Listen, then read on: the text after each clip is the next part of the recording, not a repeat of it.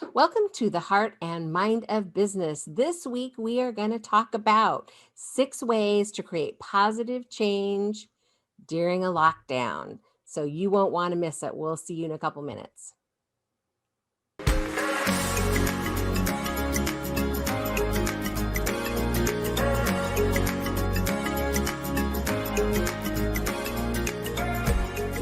Okay, welcome to the Heart and Mind of Business. Today, we are talking about lockdown, sort of, right? So we're really going to talk about 6 ways that we can create positive change during a lockdown. It's where we're at in the world right now, things that we're dealing with, but we can still have a positive mindset and create some great change, positive change during this time. So let's start with I'm Clara Rose, and I'm going to talk about strategy, but let's start with our friend Debbie. She's going to talk about the important stuff first. Yeah, so I'm Debbie Clement Large. We're talking about the mindset. And this is really important. Thank you, Clara. Because when we get our mind in the right place, then we're open to making the strategic changes that we need to do. So the first one I've got, the first way is, let's start by thinking about a tree. Say we've got a beautiful oak tree. And it's growing up there. They take a long time to grow and they look like they're really sort of rigid structures, but actually they're not. When we have a storm, trees sway, they have that flexibility to move. But also when there's a storm, the high winds and that movement creates greater fiber mass within the tree. It makes it stronger because it's pushing and forcing against the wind. So it creates that extra strength within. So that's really where we're starting. Some of this is about creating greater strength.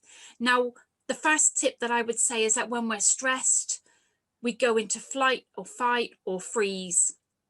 And when we're in that position, we're not open to being flexible. We're not open to seeing things differently. We're in panic mode at that point.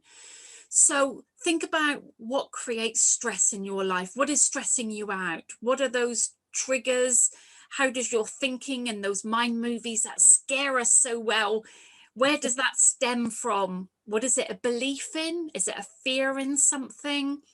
Because that's really the point where you want to get to heal, is knowing not what the effect is, but what the cause of that is. And if you can get back to that cause and understand, which is what I do with clients, it's not the effect, not what's showing up, but where that is triggered, where that is started from.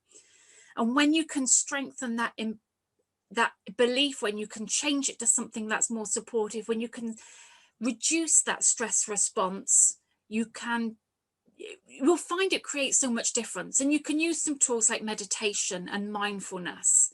I mean, they won't get to the root of the problem, but they will help to slow down that thinking. They'll help you to declutter your mind. And when you declutter your mind and you let some of it go, you're allowing some space for thinking. So that's my first top tip. Okay, good stuff. That's a great tip. Getting your mind right first. Super important. So Yeah. I'm going to talk about pivoting and the importance of looking at how we're doing things, say in our processes. As a person who is very process oriented, I have a process for everything. It helps keep order in my life, that everything's a process. But when things change, we have to look at, how do I need to pivot in order to do this change in a positive way? And part of that is just saying, okay, what are my processes that are in place that I'm going to need to have to maybe change in order to still have positive change during a lockdown, right? Things are different now. What do I need to change system wise or process wise to make things still function? So that's my first step. Do you have another one for us, Debbie? And I love the words you used. You talked about process and pivoting.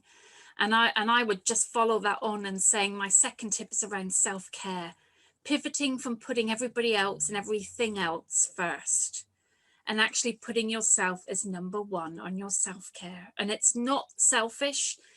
If it makes you feel guilty, that's something you can work on, because guilt is, well, it's a man-made thing. It's not a natural response to something. So if you feel guilty, why do you feel guilty? So it's like that whole thing. If we look after our inner well of resources, if we fill ourselves up, if we give ourselves a little bit of self-care, then we've got more to give to our business, more to give to our customers, more to give to our family and friends, more to give to our suppliers and everybody else. But if we're running on empty, if we're giving to everybody else first, then that's when we become resentful. That's when we become irritable. And we're thinking, I'm doing this for everybody else, but when's my turn? So I'd like, if you're thinking that your place is to give to everybody else, pivot on that thinking. Use that lovely word that Clara used. Pivot on that thinking and put your self-care number one. So important. Self-care is, and I don't know that it's true, but I feel like women tend to not be as good at this, right? Right.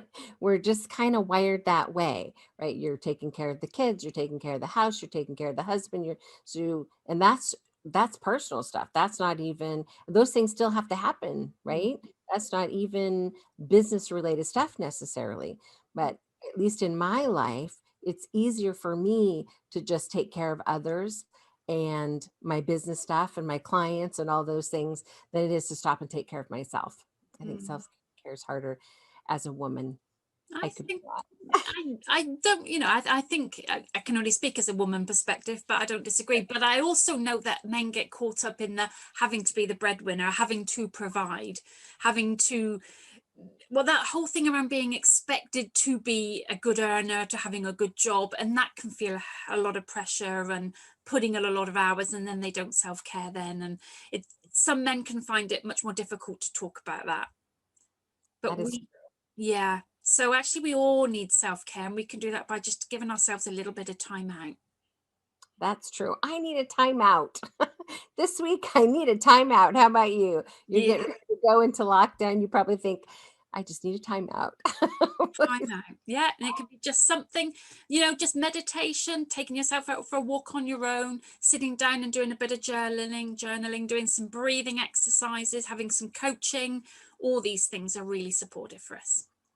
Good stuff. Okay, another tip from me is now during the lockdown, a positive pivot that we can make, a positive change, is that we look at different tech, Mm, different technologies, different tools. And you probably know that I'm a tool geek anyway. There are lots of really great tools that can help you to pivot how you're doing business, change how you're doing things during the lockdown. We obviously have become Zoom proficient, right?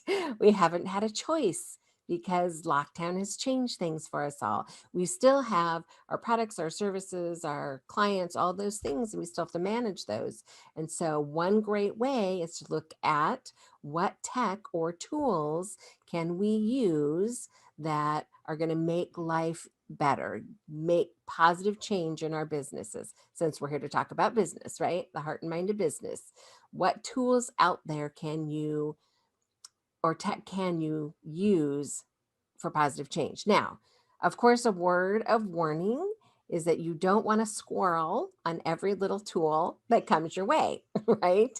So don't spend so much time looking at these new shiny objects, these new tools, and get sucked into that. Find some that are going to make a difference in your business to help you pivot in a positive way and just use those. So you can't live on AppSumo, right? Or you could just buy way too many cool toys over there. So that's my next tip for you. yeah. Cool tools and tech. And that's so good, because it is easy to start looking and feeling excited about the tech, and that can really help, and it can make a real difference. But actually it's buying it and then using it and adding value to what you're doing. But what I love what you said about the tech is that when we think, a lot of it's artificial intelligence, so it does things for us. But what about if we look at intelligence and look at our own intelligence, our own conscious intelligence, how we consciously use our intelligence, how we use our thinking, how we use our mindset, how we use those mind movies. So instead of allowing something else to perform a task, get really proficient at how you use your inner task, that inner consciousness. Become a master of your language, become a master of using positive imagery, what you want.